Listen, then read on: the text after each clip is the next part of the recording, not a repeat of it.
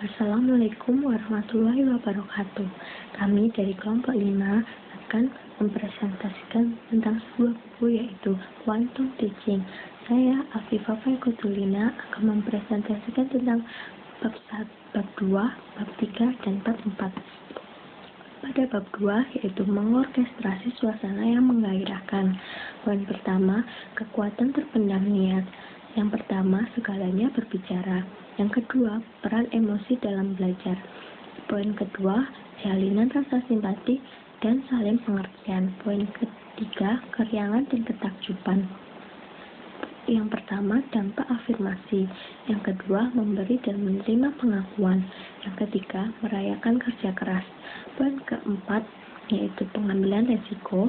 Poin kelima, rasa saling memiliki. Dan poin keenam, keteladanan. Bab ketiga, yaitu mengorkestrasi landasan yang kukuh. Poin pertama, tujuan. Poin kedua, prinsip-prinsip. Poin ketiga, keyakinan dan kemampuan pelajar, belajar, dan pengajar. Poin keempat, kesepakatan, kebijakan, prosedur, dan aturan.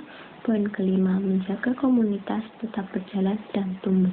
Pada poin kelima ada dua, yaitu mitra dalam belajar dan penggambaran masa depan. Bab keempat, yaitu mengorkestrasi lingkungan yang mendukung. Poin pertama, lingkungan sekeliling. Yang pertama, poster icon. Yang kedua, poster afirmasi. Yang ketiga, gunakan warna. Poin kedua, yaitu alat bantu. Poin ketiga, pengaturan bangku. Poin keempat, tumbuhan, aroma, hewan peliharaan, dan unsur organik lainnya. Poin kelima, yaitu musik. Dalam musik ada dua, yaitu barok yang paling cocok dan syarat pilihan musik tertentu. Kesimpulan, keunggulan buku ini yaitu dapat mencetak siswa-siswa yang tak hanya memiliki keterampilan akademis, tapi juga memiliki keterampilan hidup atau life skill, sebuah keterampilan penting yang penggunaannya tidak dibatasi oleh dinding-dinding kelas, melainkan langit, udara, dan bumi. Kekurangan buku ini yaitu memerlukan persiapan yang matang bagi guru dan lingkungan mendukung, dan memerlukan fasilitas yang memadai. Sekian presentasi dari bab 2, 3, dan 4. Wassalamualaikum warahmatullahi wabarakatuh.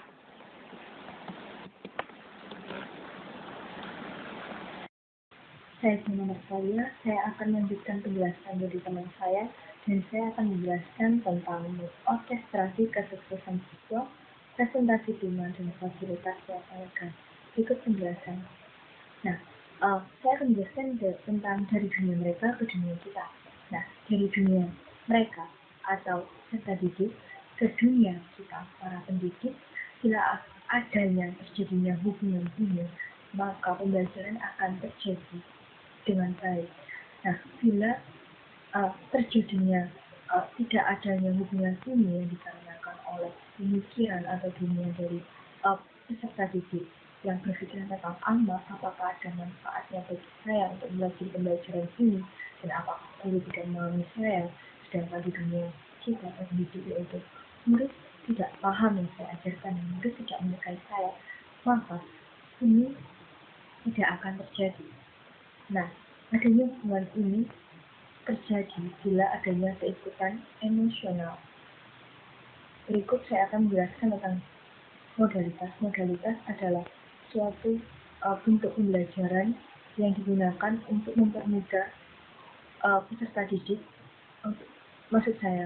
untuk di mana peserta didik tersebut lebih paham dengan cara atau seperti apa, misalnya metode modalitas visual, yaitu modalitas di mana peserta didik itu mudah untuk menerima pembelajaran dengan cara melihat, sedangkan auditori yaitu dengan cara mendengar, kinestetik dengan cara bergerak. Berikut saya akan menjelaskan tentang kecerdasan seeing and feel. Sebenarnya kecerdasan manusia itu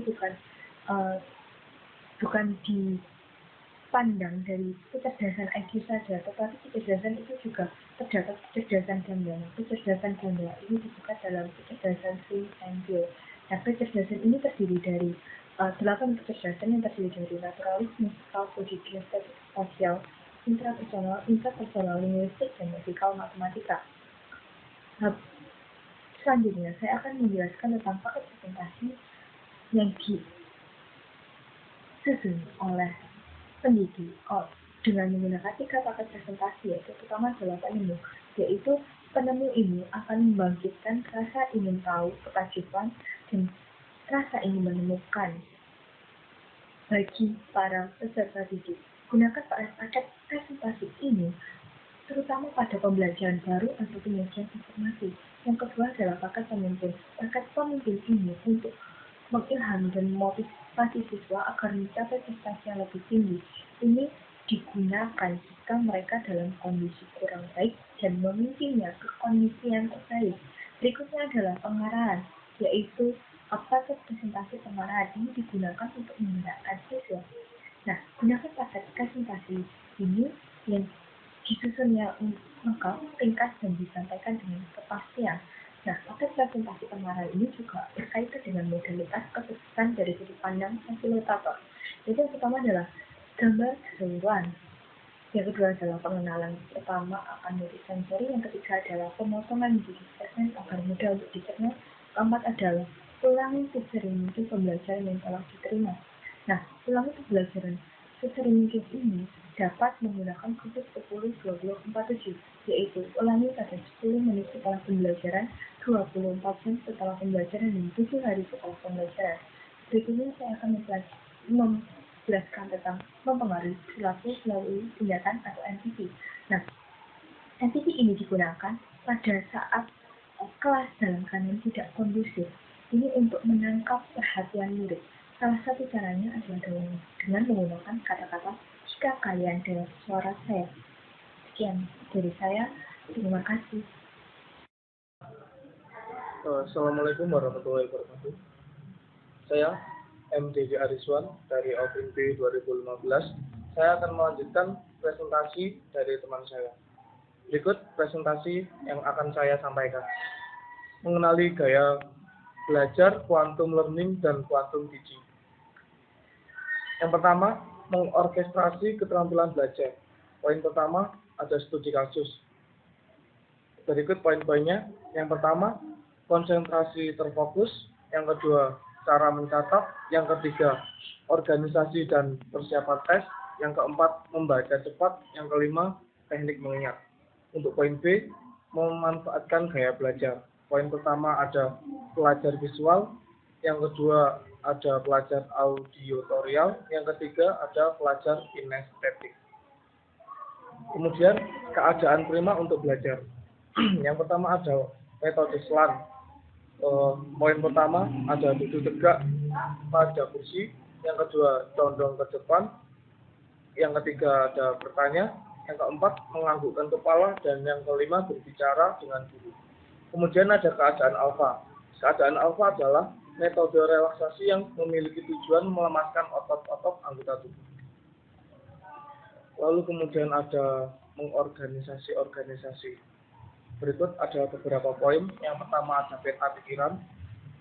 Menurut pakar Tony Buzan, merupakan metode mencatat kreatif yang memudahkan kita untuk mengingat banyak informasi.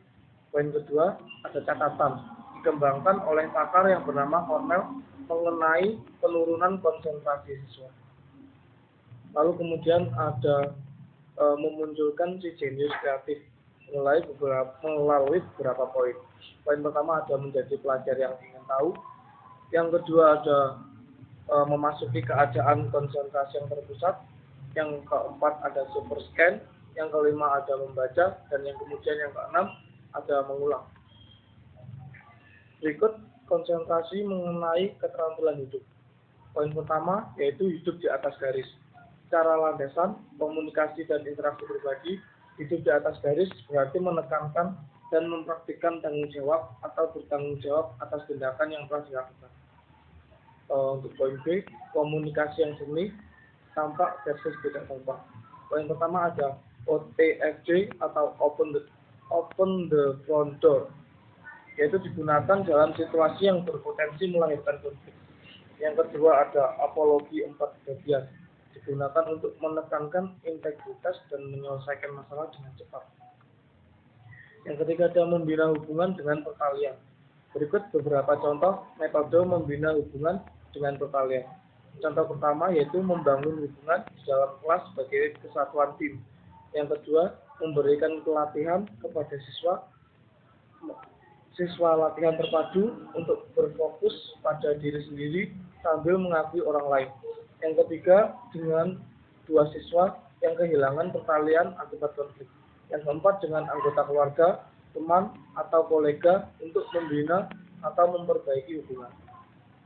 Untuk kesimpulannya, untuk keunggulan isi buku, yang pertama, materi yang disampaikan cukup jelas sesuai dengan konteks bahasa. B. Terdapat banyak rangkuman yang sangat membantu. C. Pembahasan materi ataupun metode disertai contoh berupa percakapan yang memberikan kemudahan. D. Terdapat gambar-gambar yang menggambarkan isi konteks. Untuk kekurangan isi bukunya, A. Bahasa yang digunakan sulit dimengerti sehingga memerlukan pemahaman yang lebih. B. Font yang digunakan terlalu beragam sehingga berkesan terlalu ramai. Demikian presentasi dari kelompok kami. Terima kasih. Saya sebagai penutup, terima kasih. Wassalamualaikum warahmatullahi wabarakatuh.